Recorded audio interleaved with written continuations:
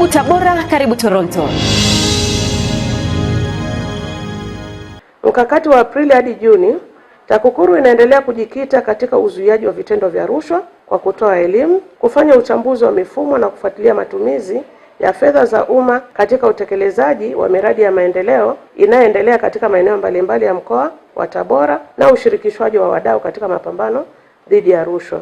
Taasisi ya kuzuia na kupambana na rushwa mkoa wa Tabora TAKUKURU kwa kipindi cha Januari hadi Machi 2026 imepokea jumla ya malalamiko 163 kama anavyoeleza Sada Mzimba, naibu mkuu wa TAKUKURU mkoa wa Tabora. Katika kipindi husika tulipokea malalamiko 163 ambapo malalamiko 91 yalihusu rushwa, malalamiko 72 hayakuhusu rushwa. Kwa upande wa malalamiko yasiyohusu rushwa, malalamiko 5 yalihamishiwa idara nyingine, malalamiko 14 walipatiwa ushauri wa kisheria na yanayohusu rushwa yanaendelea kufanywa kazi na yapo katika hatua mbalimbali za uchunguzi. Katika kipindi tajwa, Tabora ilifungua kesi moja na kesi moja iliamuliwa mahakamani ambapo Jamhuri ilishinda kesi hiyo. Katika kipindi hicho TAKUKURU imefanikiwa kuisaidia manispaa ya Tabora kukusanya zaidi ya shilingi milioni 500 kupitia ushuru wa huduma na leseni za biashara kufuatia kuanzishwa kwa kanzidata maalumu inayosimamiwa na halmashauri ya manispaa ya Tabora.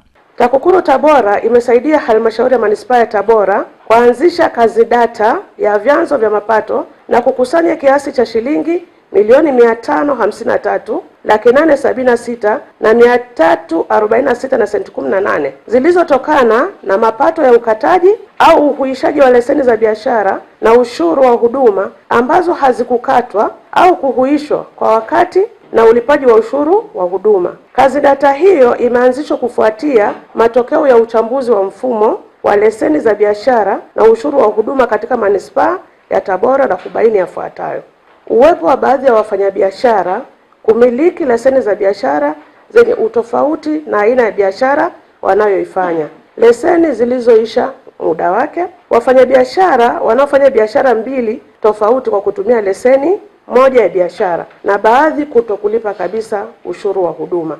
Kwa upande wa ufuatiliaji wa fedha za miradi mbalimbali ya maendeleo katika kipindi hiki cha Januari Machi 2026, TAKUKURU ilizuia ukarabati wa shule ya msingi Mtendeni uliokuwa umetengewa zaidi ya shilingi milioni 150. TAKUKURU mkoa wa Tabora imewezesha kusitishwa kwa mradi wa ukarabati wa shule ya msingi Mtendeni na kushauri ufanyike ujenzi wa majengo mapya kwa fedha za ukarabati kiasi cha shilingi milioni 151 ambayo ilikuwa imepangwa. Ushauri huo ulitolewa baada ya TAKUKURU kubaini uwepo uchakavu mkubwa wa majengo ambayo ukarabati usingekuwa na tija. Manispaa ya Tabora imefanikiwa kutekeleza mradi huu kwa kujenga madarasa mapya 4 yenye ubora unaohitajika na kubakiza kiasi cha shilingi milioni 5, fedha ambazo zimependekezwa kuongeza idadi ya madawati kutoka madawati 27 iliyokuwa imepangwa hapo awali na kufikia madawati 100.